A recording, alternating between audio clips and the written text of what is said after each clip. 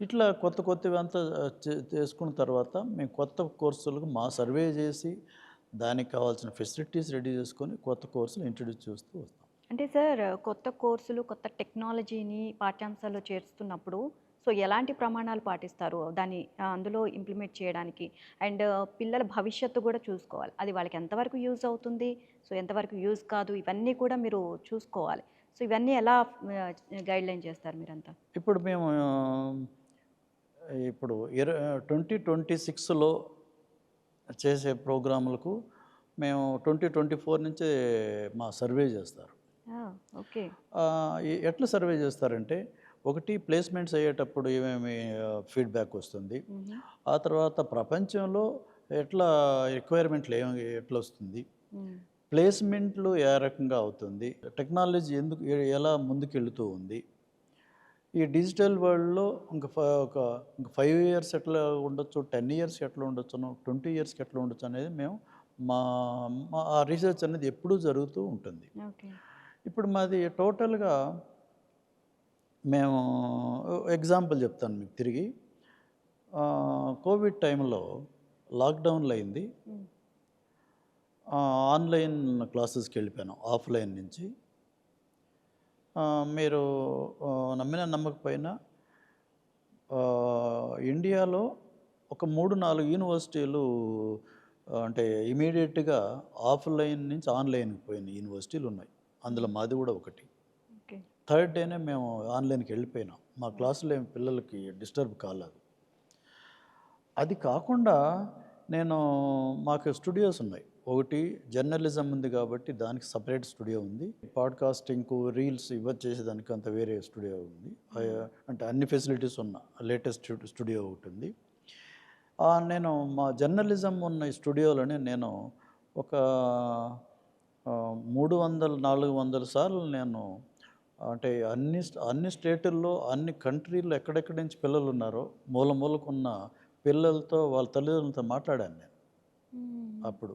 అంటే ఓకే. అన్ని సార్లు అడ్రెస్ చేశాను నేను. హుహు. ఈ ఈ మా స్టూడియో నుంచి. అంటే మీకు ఈ ఆన్‌లైన్ క్లాసులు ఎట్లా జరుగుతూ ఉంది? ఇక్కడి నుంచి ఏదైనా ప్రాబ్లములుందా? మీ నెట్‌వర్క్‌లు ఎట్లుంది? తల్లిదండ్రులు కూడా అప్పుడు అట్లే చెప్పాను. ఈరోజు మీరు ఇవ్వాల్సింది లగ్జరీ ఫోన్‌లో లేదు డ్రెస్సో అవి కాదు. హ్మ్. నెట్‌వర్క్. హ్మ్. నెట్‌వర్కు ఆ తర్వాత ల్యాప్‌టాప్‌లు దానిపైన ఇన్వెస్ట్ చేసి ప్రొవైడ్ చేయండి. మిగతాది మేము చేస్తాం ఇక్కడి నుంచి. హ్మ్. అంటే ఏ రకంగా అయినా పిల్లలకి కావాల్సిన సౌకర్యాలు ఇవ్వాలి. అది మీరు చేయాలి. మా పక్క నుంచి మేమున్నా కూడా మీరన్నట్టు ఓపెన్‌గా చెప్పండి. దాన్ని ఇక్కడ నేను టైట్ చేస్తాననేసి. అట్లంతా కూడా చేయగలిగినాను నేను. ఓకే. అంటే నేను మీకు అందుకే చెప్పాను. 3 రకాలు మేనేజ్‌మెంట్లుంటారు. అవును. అందులో మే ఇప్పుడు నా పనేమి పిల్లల చదువుకు ఏం కావాలి అది నేను దాన్ని ప్రొవైడ్ చేయాలి. సిబ్బందికి కావాల్సిన సౌకర్యాలు, ఫెసిలిటీస్ ఇవ్వాలి. వాళ్ళకి సపోర్ట్ ఇవ్వాలి. ఇది మాత్రమే నా పని అంటాను నేను. నా పని నేను చేస్తున్నాను. మీకు మా సిబ్బందికి పాండమిక్ టైంలో ఒక్కరోజు కూడా మేము ఇంతవరకు ఈ 23 ఇయర్స్ జర్నీలో మేము 30 ఫస్ట్ ఎప్పుడు మిస్ కాలేదు. 31, 30థ్ ఇచ్చింటాం గానీ సెకండ్‌కి పోలేదు సాలరీ ఇవ్వడం. అప్పుడు కూడా కొంతమంది అంతా 30, 40% కట్ చేసి సాలరీస్ ఇచ్చినారు. మేము చేయలేదు. అప్పుడు కూడా ఫుల్ సాలరీ ఇచ్చాం. మాకు ఒక సుమారు ఆ టైంలో 2 సంవత్సరాలు కలిపి ఒక 100,00,00,000 అంత లాస్ అయింది. ఓహ్! ఎందుకంటే కొంతమంది కట్టలేకుండా పోయినారు. కొంతమంది డ్రాప్ అయిపోయినారు. ఓకే. తల్లిదండ్రులను పోగొట్టుకున్న పిల్లలు ఉన్నారు. వాళ్ళందరికీ మేము వాళ్ళ ఫీజు అడగలేదు.